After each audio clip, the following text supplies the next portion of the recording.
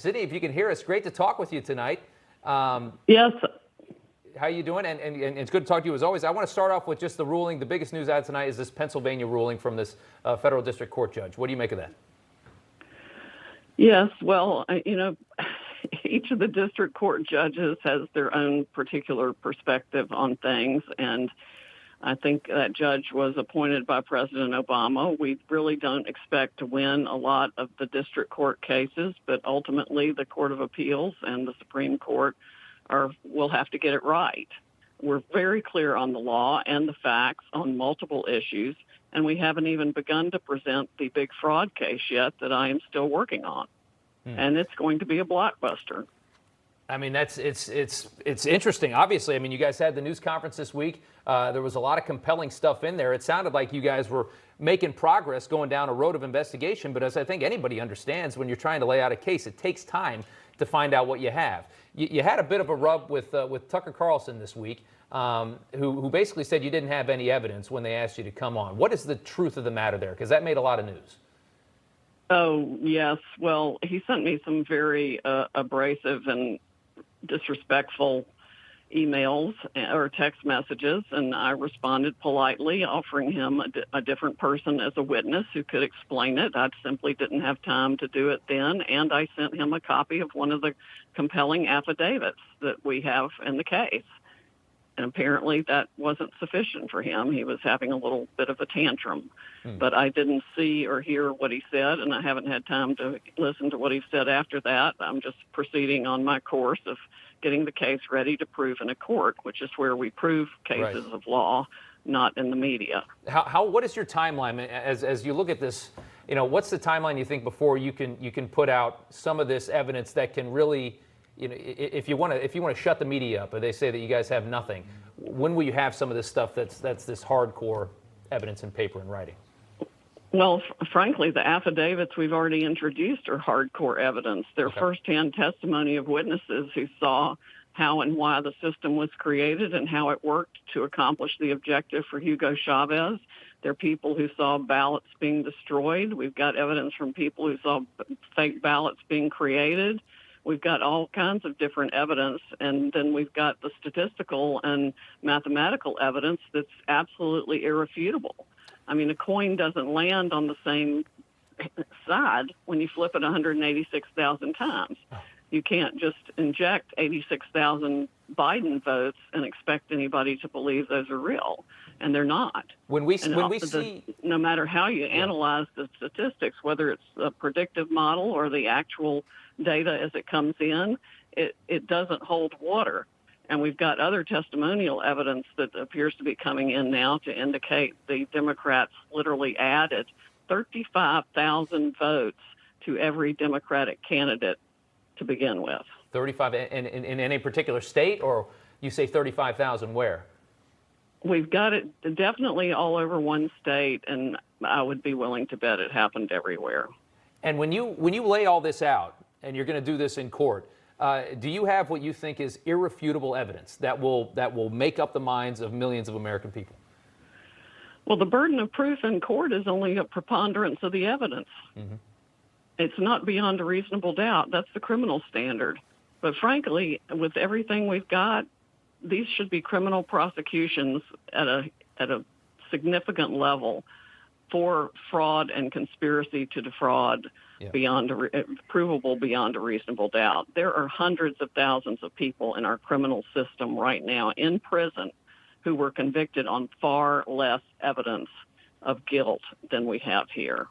Sidney Powell, I want you to react to something that this Republican senator from Pennsylvania, Pat Toomey, just said in reaction to the district court judge's decision. The district court judge is someone who's very close to Pat Toomey. Senator Toomey says that President Trump has now, quote, exhausted all plausible legal options to challenge the result of the presidential race in Pennsylvania. Is that true? No, that's not true at all. Can you explain why the senator's wrong? Hardly begun to fight. Can you explain why is the senator wrong?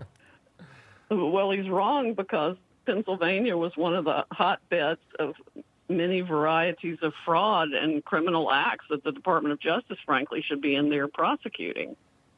And we're going to dump a whole lot of them into evidence in our fraud case that we're going to file in Pennsylvania. Why do you think the Justice Department isn't being more aggressive in following up on what you see? I think the Justice Department has known about this issue for a long time and turned a blind eye to it. Why though? I wonder how much the CIA actually had a role in starting this kind of program to begin with, use on other countries. Why would Donald Trump's Justice Department not be interested in this? Well, I wish Donald Trump had as much control over the Justice Department as people think he does. It's taken on a life of its own. I don't think even Bill Barr has the control over the Justice Department that he would like to have, because there are so many lawyers in so many different places doing whatever it is they want to do and ignoring the standards and practices that historically created the Justice Department to seek justice and not convictions. I mean, I wrote a book about that back in 2014. We've been on this increasingly bad path for decades now, and it's done nothing but get worse because nobody's told the truth and stood up for the truth. But Americans are now. They're livid about this, and they can see it. Everybody saw it election night. They saw votes being subtracted from President Trump and appearing on the Biden side of the scale. And that's exactly what this Dominion system was designed to do. And we have eyewitness testimony to its entire creation for that very purpose. There have been warnings about this system. We were talking about it earlier, Sidney. I mean, you had Senators Warren and Klobuchar that made a big stink about the 2018 midterms, saying that they don't trust Dominion, that they saw evidence that votes could be switched using these systems. These are Democrats who ran for president. What I don't understand is how does this get ignored? I mean, this is a nationwide, this is a democracy shocking scandal, if it is true. It is. And it's so big, I can't even wrap my head around it. I just wonder, how does this happen? Well, that's exactly how it happens, because it's so big, nobody wants to wrap their head around it. Nobody wants to untie all the little knots that go into it. Yeah. But we have to if we're going to be a constitutional republic. This cannot go on. Our votes must be counted fair and true. Every legal vote is entitled to be counted, and every illegal vote nullifies the vote of an American citizen and our public will of we the people. It's absolutely counter to everything this country was founded on. So we have got to get this fixed now. I can't unsee it. I'll tell you that. I certainly cannot unsee what I have seen. And I'm going to make sure everybody else knows everything I've seen too, because we've got to hold our government institutions accountable and do better than this by each other. And it does cut across both political parties. It cuts across generations now, or at least multiple decades of this kind of corruption. It's got increasingly more sophisticated. Has anybody given you you just smudge the edge of a ballot and stick it through the machine, and the ballot would be rejected? But now they can literally drag and drop hundreds of thousands of votes wherever they want them. I mean, everybody knew when they bought this system, and that was one of the features of the system. We've caught people lying now and saying that things that happened that ran people out of voting areas, and we've got tons of evidence. It's so much, it's hard to pull it all together. How big of a, if this happened, how big of a conspiracy, how many people would have had to have been in on something like this? Oh, gosh, probably thousands, including the people running the machines at each of the polling centers. We know, for example, that one of the higher-ups of Dominion went to Detroit the night of the election to handle things himself. And we also have evidence that there were any number of VPN lines open to the Internet for foreign actors to be meddling in it. Has anybody given you an explanation that as to why they had to turn the machines off? You talk about how the machines got turned off, and then there was a vote dump. Our witness from Venezuela, who saw it all created and how it worked, said that he knew as soon as the machines were turned off in those key states, it was because we, the people, in voting for Trump in a landslide election, had essentially broken the algorithm that had been pre-programmed into the machine. So they had to stop counting in those states and areas and backfill the vote with fraudulent mail-in ballots or whatever means they used to do it, whether they just injected numbers or trashed votes for Trump otherwise and change the numbers. I don't know exactly how they did it right now in each spot, but that's essentially the way it worked. Let me ask you about the state of Georgia. Obviously, yesterday, the governor there, he certified the election for Joe Biden. It's about 12,000 votes. And what you see, will Georgia switch? Yeah, that's a total farce. Georgia's probably going to be the first state I'm going to blow up, and Mr. Kemp and the Secretary of State need to go with it because they're in on the Dominion scam with their last-minute purchase or award of a contract to Dominion of $100 million. The State Bureau of Investigation for Georgia ought to be looking into the financial benefits received by Mr. Kemp and the Secretary of State's family about that time. And another benefit Dominion was created to award is what I would call election insurance. That's why Hugo Chavez had it created in the first place. But I also wonder where he got the technology, where it actually came from, because I think it's hammer and scorecard from the CIA. Just to clarify, you're saying that Governor Kemp, who's been a longtime ally of the president, is directly involved because of financial benefit in the conspiracy to defeat the president in Georgia? We have certainly been told that there is evidence of that, and it would warrant an investigation if anybody were actually going to do an honest investigation. What more could you tell us about that alleged conspiracy? The governor's involvement? I can't give you any more details on that now, but it would certainly warrant an investigation. If it had been reported to me as a law enforcement officer, I would be investigating it steadfastly. I know you say you want to do your arguing in court. You are an attorney. You're not a press secretary, but you all did have a press conference last week. Jordan Sekulow said that there's going to be a filing soon in Georgia that would be explosive. Can you tell us anything? Can you make some news with us here tonight? Tell us anything new that you're going to present in that filing in Georgia. Well, I can't say that yet, but hopefully this week we will get it ready to file. Sydney, it will be biblical. Biblical. What is the state where was it the worst? From what you see and what you're alleging, what state was switched the most? Oh, that's really hard to say. Georgia is extremely bad. We've got ballots being shredded, ballots being thrown out in trash bags, lying by people working in the center. The votes being switched, the algorithms being run, you name the manner of fraud, and it occurred in Georgia. These are in the Atlanta area counties, those counties, Fulton, DeKalb. Yeah, I think the algorithm ran most probably across the country. Can I say that for sure yet? No, I can't say that for sure yet, but it looks that way. And it looks like 35,000 votes were added to every Democratic candidate. You also talked about this ability of the system, and I thought this was so interesting when you said it, that it can take a vote and it can make a vote for Biden worth more than a vote for Trump. Do you think that happened, or is that another part of the system that maybe wasn't used? No, I think that definitely happened. I think that was the first step with the system, to weight the votes so that a Biden vote is worth 1.23, say, and a Trump vote is worth the rest of that. And so the Trump vote is about 3/4, and the Biden vote is 1 1/4. And that way, you can see the reports and the records of fractional numbers for the votes. Yeah, it's nuts. It is. I mean, everything you're alleging, frankly, is nuts. Which is why I think you're getting so much scrutiny and so much criticism. But if it's true, and we don't know, and that's just a simple thing, is that we don't know yet if it's true because we can't see what you've seen. I want to ask you about Michigan. Michigan's a bigger margin than the rest of them. It's like 150,000. What are you seeing in Michigan? We're seeing essentially the same things in Michigan, except larger number of ballots being stuffed in. It's the old-fashioned stuffing the ballot box. They're just doing it by computer instead of by paper. That's really all it is. They're dragging and dropping files of votes from one person to another instead of just stuffing paper ballots in the ballot box. Can you specifically? And, corruption in elections has been going on forever. I remember LBJ saying, send some guys down to the cemetery because those people, if they were alive, would have voted for me. And they take the name and the birthday, and that's what they did.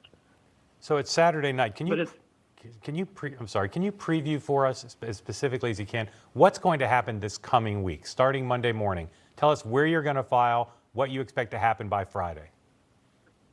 Well, I don't personally. I don't expect to file anything by Monday. I'm hoping we can get it ready by Wednesday. If not, it should be ready by Friday.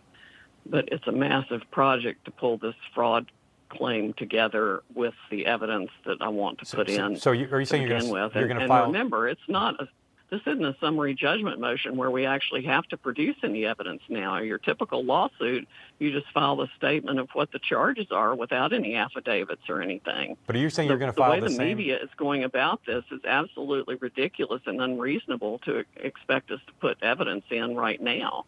Although we know election issues are on an expedited schedule. But I could wait a month to file the fraud case, and everybody would have to undo their certifications because it's so bad. But are you saying you're going to file the same case in multiple jurisdictions or in one jurisdiction? Each one's a little bit different depending on what happened in the state, the different manner and means and the evidentiary aspects that support each one. We've got different affidavits from different witnesses in each of the states. So there are going to be some differences between them, but there are going to be claims that are identical. Some of the legal claims are going to be identical. For example, in a number of states, there were modifications to the machine after the statutory cutoff date that should invalidate every vote cast on the machine. I mean, there's no way Georgia can proceed to have an election using those machines for the runoff candidates. Yeah. That's absolutely absurd. As we wrap this up, Sydney, I think everybody at home right now wants to see this. They want to see what you say you've seen. Is that going to be possible at any point? Are we going to be able to see some of these problems and some of these issues, the way these systems work and the way this Dominion works? Yes, and there's actually evidence online now. I mean, we need to try to get our website up to date with the complaints that have already been filed. But exhibits were attached, for example, to Lynn Wood's complaint in Georgia that are remarkable and stunning, including the affidavit of the young man from Venezuela who saw Hugo Chavez create how they did the software, hire people to do it and get it done, and then how it worked to make sure he won every election thereafter. That's crazy. What it's designed to do. Their own handbook tells you that these things are features of their system. Right. Are we supposed to think they didn't use the features? Heck no, they used them. And they used them against their own candidates. The Democrats used them against Bernie Sanders in 2016. And somebody even told him what had been done to him when Hillary Clinton won that primary, and he didn't. And instead of standing up for the American people and the right to vote, he sold out. You're saying Dominion, the Smartmatic Dominion system was used in 2016 when Hillary beat Bernie in the primary? Yes. Wow. I don't think we had heard that yet. That's an incredible development right there. And you say he knows that. Bernie Sanders knows that. Yes, the person who sent me the data told me that they informed Bernie Sanders of all their findings, and he didn't do anything except get enough money to buy another fabulous house. Wow. I'm telling you, it's been used for both parties. One of the big problems is that we don't know who was elected by buying their election through Dominion. I'm sure it crosses party lines. That's not an accusation against every politician. It's certainly not meant to be, but it means we don't know which ones got elected that way and how much they knew about how it was being used for or against them, certainly not against them. But I'm reasonably certain at this point that John James was ripped out of his seat, and he was entitled to have won that election by the real vote. And the same, I think, is true for Doug Collins in Georgia. And there's no telling how many congressional candidates should have won that lost by the addition of 35,000 votes per Democrat or the algorithm that they were running against whoever they wanted to target. I mean, you can do it candidate by candidate. That is something else. I mean, it's mind-blowing. Sydney, what you're alleging, I can't even imagine. And I hope that you will join us again to talk about what you continue to find as you continue to investigate I this. will do that, and I will try and get more stuff up online this week. We've got some website Or just email it issues, to and us. of course, people are trying to hack us and everything else. But Right. Democratic Congresswoman Carolyn Maloney wrote the Treasury Secretary about this very issue in 2003, I think it was. 17 So years people ago. have been complaining about it, and the government's done absolutely nothing except whatever it wants to do. So who is really pulling the strings here and choosing the American Right. officials pursuant to this system? Yeah. Because it's not the people of the United States of America, and that's supposed to be who it is. It's just something else. And like you said, prominent Democrat politicians have complained about the usage of this system in this country. Sidney Powell, thank you so Right. much for joining us tonight on the phone. I know how busy you are, and we appreciate the time. Thank you. My pleasure.